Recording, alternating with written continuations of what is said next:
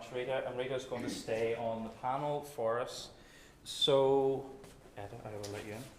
Thanks. Okay, if I could invite our panel members up then for the next session, then it's Benedict Traustason, who's our student representative from Leith, Sigridur Halldórsdóttir, professor at the School of Health Sciences in the University of Akureyri, Skúli Skúlason, who's a professor at Polar University, and Helga Bjarnadóttir, a director of the Society Department at EFLA Consulting Engineers. So thanks very much for joining us today. And we did have a final panel member who couldn't make it today, Luca Aceto, who's a professor of computer science at Reykjavik University. But Luca has sent in some really pertinent points for this conversation. I might ask Rita to respond to some of those during the conversation today, because I do think it's important that we hear Luca's perspective as well. Would you like a chair? No, it's fine. Thanks, Eda. Okay, folks, so what I might do is, just to start us off, maybe to hear a bit about yourselves and your own perspectives, thinking about this issue of the quality of the master's level education in Iceland. What's of particular importance to you from your perspective in your own fields, in your own areas of expertise? And maybe just picking up on the point that Rita ended with around the role of students in this discussion. I might start with you, Benedict, if you don't mind. Thank you. Yeah, and thank you for inviting me. Yes, I'm a master's student at the University of Iceland.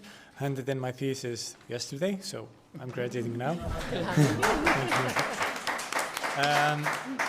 Yeah, and I've been a student representative both at the University Council and was the vice president of the Student Council. So I've heard about this quality talk for quite some time. And yeah, like every student representative, I will probably tell you to listen to students when they tell you something. And yeah, I'm actually, really like the work that you're doing in Turku with these very frequent cycles of going through the curriculum. I think they're quite impressive and something that at least my faculty can learn something about. Yeah, so that's maybe a point that I would like to hold up, the role of students in going through the curriculums. I think we'll try to remember that point through the whole conversation. And I still have 2 months left of my own master's, so I'm a bit jealous. So I might come to you then, Sigridur, from a health sciences perspective, then your own reflections on this issue of quality. Yes, I think it is of utmost importance to listen to students. And we have listed, in fact, from 2014, we make, I don't know if you see it, I'm going to ask Siggi to move it around. So we have made student satisfaction percentages. If we are above 75%, it's green. If it's between 50 and 75, it's yellow. So it's a warning sign. And then red if it's really needs to be dealt with right away. So I think listening to students, because, it's like in health care. We can do everything what we think is good, but if the patient doesn't agree, it is of utmost importance to listen to those that we are serving. Absolutely. Education isn't passive.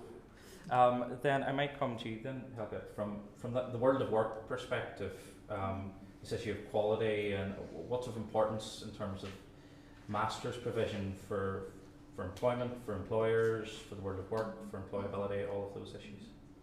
Yes, thank you. Thank you for inviting me here. I maybe have to introduce me. I'm coming from a consulting company, Epla Engineering, and we are almost 400 people, and most of us are masters or have some higher degree, like BS or master or PhD. So, and our main resource is or are the people. Mm-hmm. So that are our engines, if you can call it so. Mm-hmm. So why not ask the businesses what they need? Yeah. That's very important.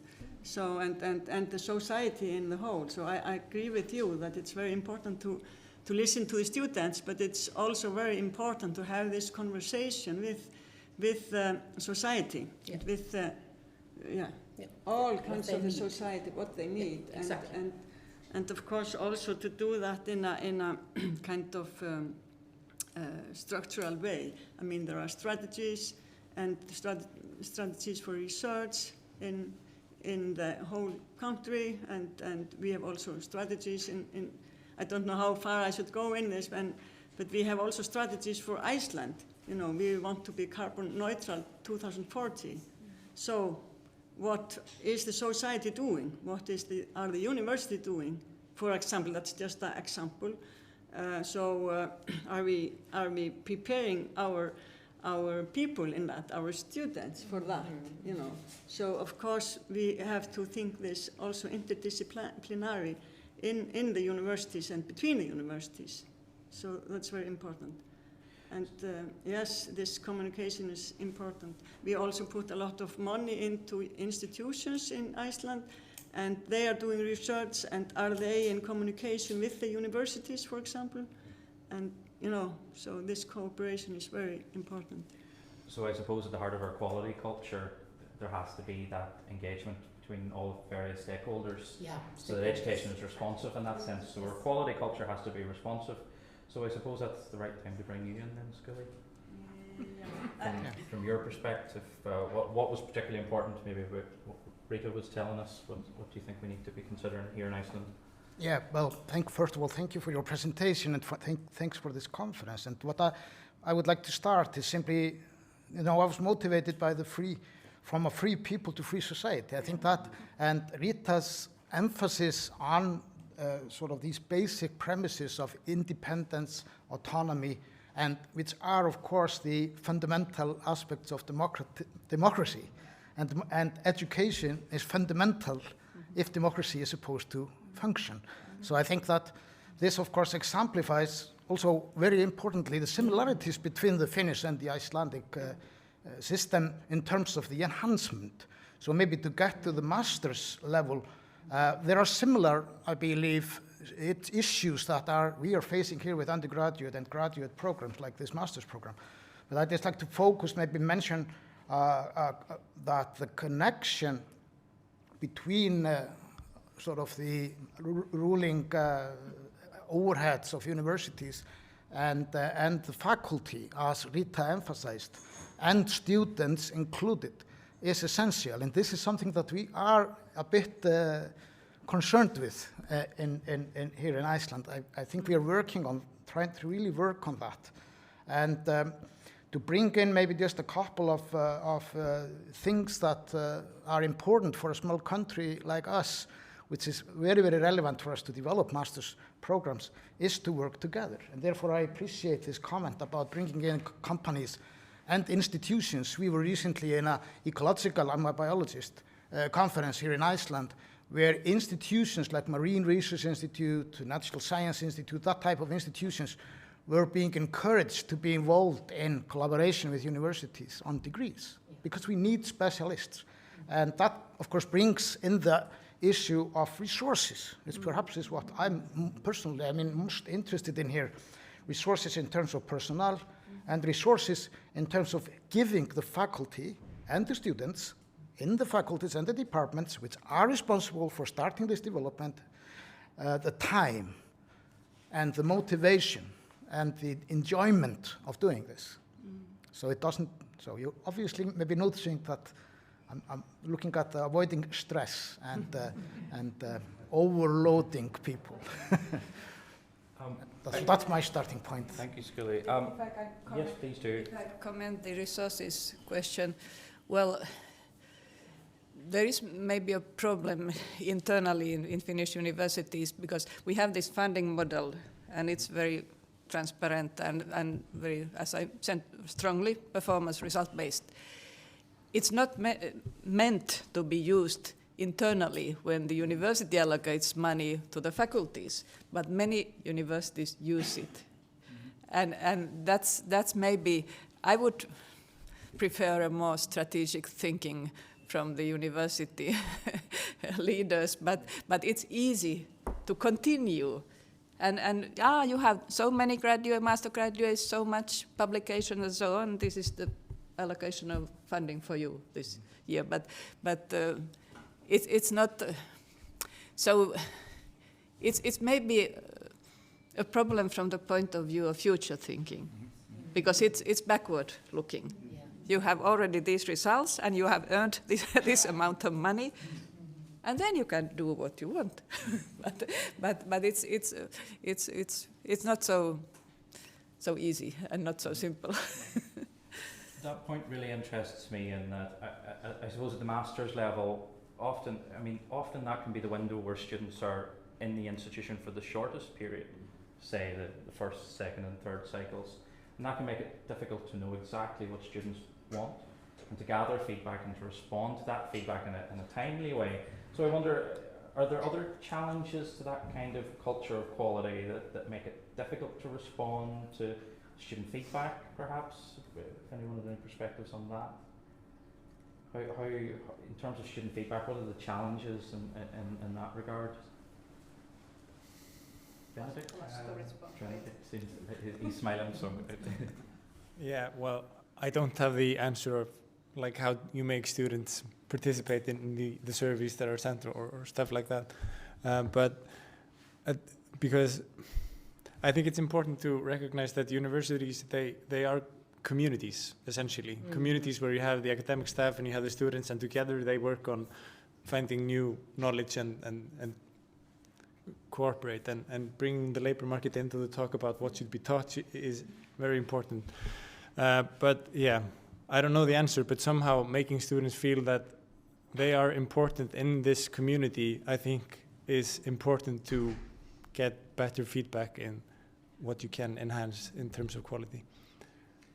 And I think also the feedback after 1 year after graduation and 5 years after graduation, that was very interesting also. Yeah, very interesting. Yeah. Greater emphasis on life after the masters, actually, to help inform how Yeah. But I also think that when you ask students for feedback on a particular course, when you have the feedback, it's very important to have a meeting with the students to explain to them that you are going to change the course because of what they said. So, because if they feel, no matter what we say, it doesn't change, then they will not participate. So I think in all student feedback, it must be very clear to them that we value their feedback and that we do make changes, because we think that they give us very important information. And it doesn't have to be always at the end of the course. No, You can have it in the middle, and then you can change already for those students. Exactly, yeah. Not only for the next generation. No, exactly. And we now have also mid-course evaluation. And it's the same. They need to know that we really listen. And also, I really liked, I agree that this 1 year and 5 year is important. And I think this quality enhancement, if it's done regularly and we are self-reflective and really thinking about how we can do better, and having the views of different stakeholders, and listening to students and listening to faculty as well, and listening to society, making really identifying the challenges of each time. For example, now in light of Ukraine and all these fugitives and refugees, I think it's very important that we look, okay, what can we do to change our society so they feel at home and that their life is better? And I suppose that a quality culture that is about enhancement and collaboration throughout the programs, rather than review at the end, that's how you're more responsive to needs. Yeah. Skuli, I think you wanted to come in as well. Yeah, I wanted to add something that relates to the student-faculty connection, because at the graduate level, if we really are talking about the differences between an undergraduate level and graduate level, then we have a tighter community. So, for example, I think that, and relating to Rita's idea or presentation about the faculties having working groups together, with students. And they are permanent. Yeah, and they're permanent, yeah. I think there's actually this need, especially at the graduate level, for direct communication. And it makes also sense because maybe I'm now referring more to research masters, because then and this is something also a message to our system here, we are thinking and discussing about how we bring in research evaluation, and I think research needs to be much more connected there. But so I'm just throwing in the points. But the thing that to relate again to Iceland, I think that the path towards collaboration and among universities, for example, and actually utilizing the support system in a more effective way is necessary, and it is ongoing because the quality system here has actually brought the universities together in the Quality Council. But what I think, and other people and other universities may disagree, but I think that what we are now come to the level maybe of developing more training work, and realize that quality is essential and it's basic and it can be done in a very simple way. But people need to overcome certain levels of insecurity, especially not just students, but faculty as well. And when that level of insecurity about the quality has been overcome, which we can do with training, then things can go better. Now I'm identifying certain issues with the Icelandic system, and that, in my opinion, are very relevant. Again, it relates to time, it relates to resources, and we are enthusiastic and always wanting to move on in this country. So. I might just add at this point, thank you, Schoolies, that Luca had mentioned the need, like you were saying, around permanent kind of governance and committees where students and staff work together in this postgraduate master's space. And particularly he noted the need to link that to research, and actually that strength of research through that element in the masters, that can be supported and those conversations can flourish in the quality environment. So he noted that particularly, and the support that can actually provide to the network and the ability to grow collaboration within the institutions. So I just note that for now. Now I have some other questions, but I need to open it to the floor, I think, at this point. So who's going to be brave enough to put their hand up and ask a question? I'm going to have to look around that light. Anyone got anything for our panel or for Rita? Norman? I don't want to step in front of any Icelandic colleagues that would like to ask questions. My question is to follow up really where Skúli led us. I think it's very easy sometimes for us to think quality assurance is a set of rules and it gets in the way of things. And really what we need then, if we're going to quality assure a programme, it is about a fixed programme with not many deviations for it. All the students are getting on board the same train, and the train's going to a fixed destination. Schoolies and the panellists in the first session opened up quite a different kind of world with master's programmes. It's about collaboration between institutions. It's about a learning experience focused on the individual, the individual's employer's needs. It's not about a fixed set of learning outcomes that have to be achieved in a fixed time. I'd be interested in the panel's view about just how you can use quality assurance processes to take us to the golden lands, I think, that school is leading us towards, where what it does is give us a framework where we can all share confidence and trust in everyone's provision, which strikes me to be just so helpful in underpinning a lot of the really exciting developments in Iceland just now. Who wants to go first on that one? Maybe I can start. I mean, it's very important to know what is the goal, what kind of product are we making? I mean, it's, if you can say so. I mean, what skills or what abilities does the student have to have when he or she is finished? I mean, that is the main point. We can be very good at something, but that's not the right thing that we are good at. So, I see it at least as that. And I was thinking about this yesterday before I heard the speech from Margaret. And I came up with growing mindset. That, I mean, when we are hiring people, it doesn't matter if the person knows everything in some exact matter. It's what is the mindset of that person? Is the person willing to learn more? Because we know that people don't they learn so much in the first years of working when we are. So growing mindset is a main skill, and how do we teach that? I mean, we have to think about that. And also, I want to mention teamwork is very important. So we need to put, I mean, and work with different disciplinarities. So we can do that, and then also ethics. That was also one thing. And I know medicine students, they take courses in ethics, but for example, people learning computer science and artificial intelligence, are they learning ethics? Isn't that very important, just to mention some things? Yeah. Excellent.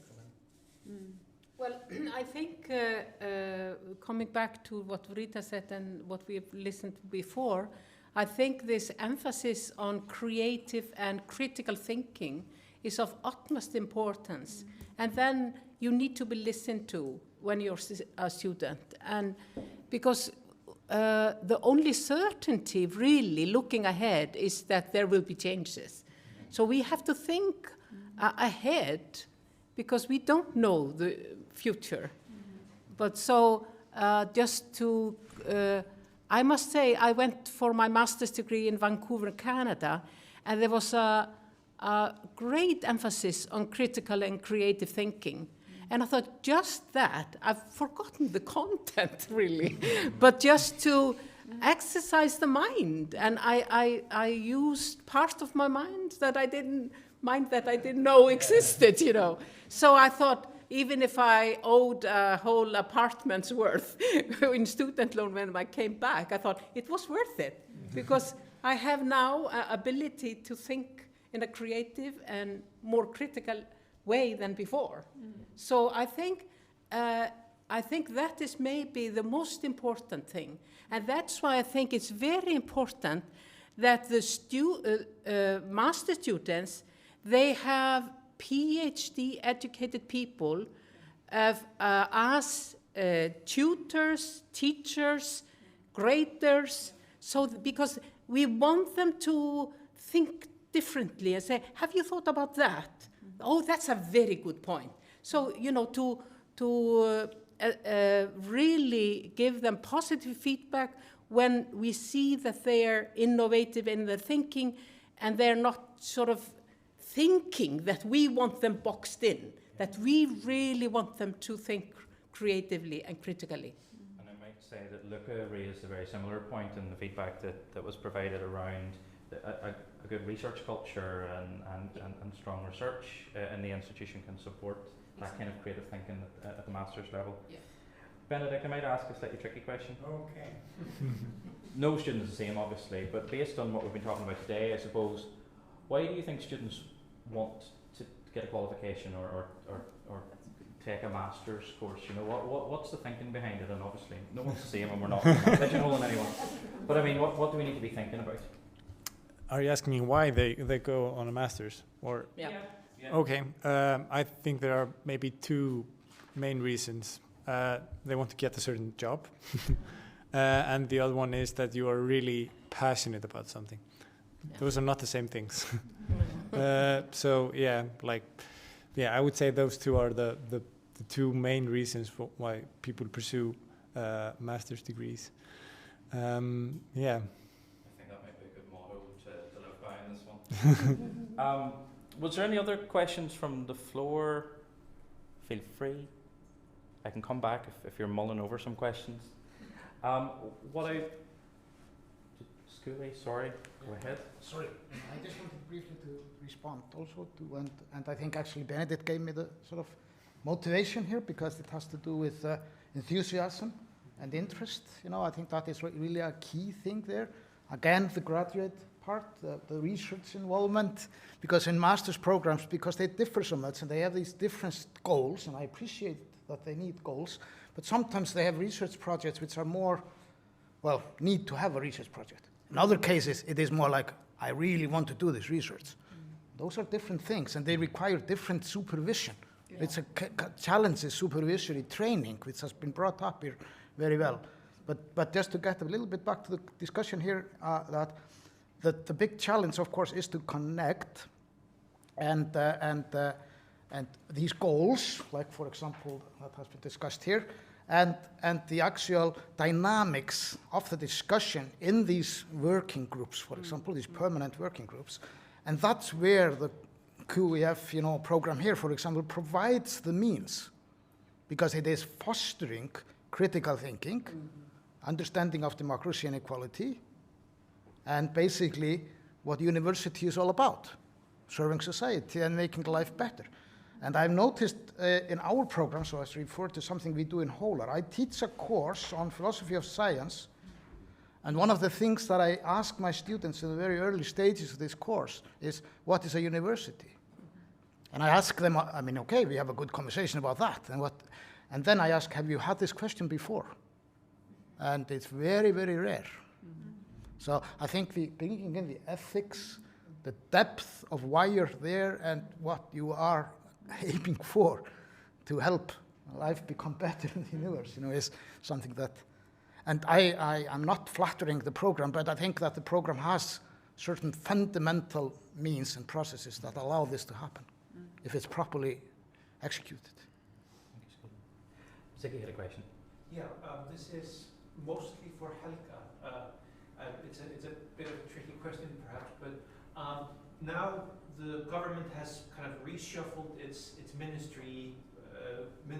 So now we have a Ministry of Higher Education, Science and Innovation. Did I get that right, Bill?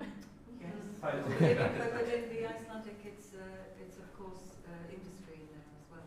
So thank you. That's why I get it wrong all the time. So you work for a company that is driven by brain power of 400 people, innovation and higher education and industry coming together by the sound of it.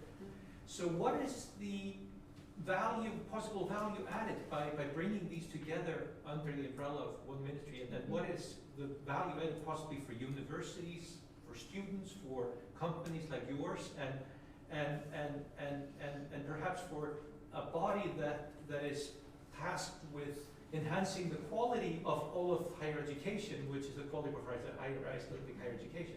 So a very big question, pick and choose what you want to answer there, and maybe is the master's degree where this comes together, perhaps. I don't know, it comes together possibly, but to linking this to the topic of the conference. A lot going on in this question, I appreciate that, but I wanted to put it out there. Yeah, I think, as we know, the only thing we know is that things are going to change much faster than they are today. Yeah. We think they are changing much the last year and the last 2 years and so, but this is going to be more fast. So innovation is a very important thing, I would say, and innovation plus higher education is also so important, and I think they are understriking this with this, putting this together, and science then also. So for example, in EFLA we have one of our main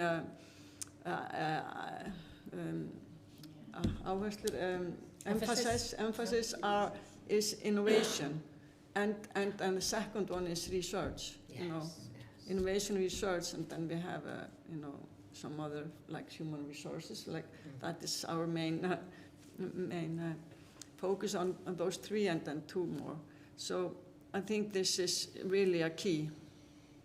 A positive development for a company like yours. Yes, of course, yeah. And more focus on research. We need to focus more on research. We have now for the last 2 years put program on, and we are trying to get people to think more about that. But of course, we also have to hire in people that are research thinking, because and also train people in that. And we see that they haven't got that training, not yet, not as much as they should. So that's a feedback to the sector, perhaps, for the master's level, undergraduate level? Yes. Maybe, or yes. even doctoral level, I don't know. Yeah, both. We have more doctors now than we had, and most of our employees have the master degree also, because I think that's really needed in our businesses. We have to think about things differently, think about new solutions if we want to be in the forefront. Thank you. I'm going to ask one question to you, Rita, because I don't want to miss it before we wrap up. And I have one final question for the whole panel. And Scully and Rita don't know I'm going to ask it, so they can go last. The question I wanted to ask Rita, because we've heard about quite a lot in the previous session about micro-credentials, need to be responsive, and I suppose being able to adapt quite quickly in terms of curriculum and what's on offer. What kind of challenges does that present for quality? You mentioned curriculum development every 2 years, perhaps. What kind of, if you were able to give a succinct answer on that, what would you? Well, I know that the discussion on micro-credentials is a must today, but in Finland it has been very, very calm. And I think the reason is that if the responsibility is in the faculties and in the universities, and you have an institutional external evaluation system, then of course micro-credentials are also a part of the internal quality assurance system of the institutions and faculties and so on. And these permanent groups and so on can take care of it. So it has been not a dramatic discussion and at all. And I know that, for instance, our quality assurance agency is if I say openly, they are not interested in this because it's not an issue. It's a part of the internal quality assurance system of an institution. But I understand that it's very different in countries that have a program accreditation system. But as we don't have a traditional program accreditation, then it's the role of the universities and faculties and so on. But and it's also a part of the recognition of prior learning. Yep. And I think that sometimes we have forgotten the recognition of prior learning and how important it is, and it solves many problems. Yes. It's definitely been an undercurrent theme today, that needs to be embedded in our approaches here. Now I have one final question. It's a quick fire question to ask our panel. The first three know that I'm about to ask this, so the other two are going to have to think on their feet. We've heard a lot about how the masters or qualifications or opportunities at the master's level is, I suppose, opens up new horizons, new opportunities. So setting aside what you already know and what you already do, perhaps, if you had the opportunity to take a 3-week or a 2-year opportunity tomorrow, what would it be? What kind of field, what area would you like to learn in? So Benedict, I'm going to start with you.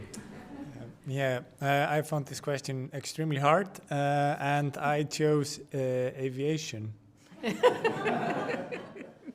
good answer. Thank you.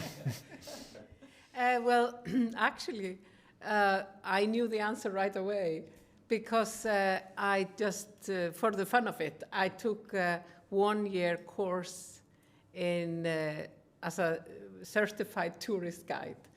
And I became so interested in Icelandic history again and geology, and so I would really study for 3 years or 5 years tourism. No short well, everything about Iceland. I just became so interested in my country and my people. Somebody's going to have to design a course now. Helga.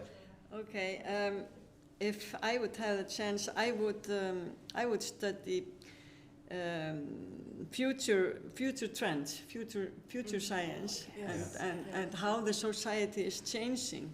Yeah. And of course you have to learn from the past, and then you have to see how the future is changing. And that is something that interests me a lot. That's very interesting. I think any university who could design a course like that would really have cracked the nut. Okay, University of Turkey, or you go to study. Please. You're Skuli? welcome. Yeah, I'm very focused on in my question, I guess, because my interest these days has been for a long time, of course, but in a certain new way now is biological diversity and diversity in general, which I think is a fundamental concept, the concept of difference when we want to understand values. So if I had the opportunity now to move on and take a degree from my biology background, I would want to study the philosophy of values that come out of the concept of difference and diversity and how that supports education, democracy, and solving some very important problems. I mean, this sounds very like a mouthful, but there are fortunately such programs around. That's the next challenge then. Rita? Well, I'm in a different position compared with the others. As a newly retired person, I can do what I want. So I don't have to think about dreams that if I had 3 months or 3 years. I must say that well, my background is in humanities, languages and history, but I have started to do research on higher education. Now, after all this experience of 20, 25 years in university management and development, and for instance about the state steering systems and curriculum development and so on, it's very fun. But I do it in collaboration with people who have really experience in research on higher education. Yeah. I hope you'll all see, I think that shows the opportunity of it, that it builds on the work that you have done, the work that you maybe found yourself in that you didn't expect to be, or do something completely different, but that is a challenge in itself. So I think that's maybe the power of our quality culture here in Iceland now, the enhancement approach, that you maybe can explore those opportunities. So thank you to our panel, and thank you to Rita. A big round of applause for all of them, please.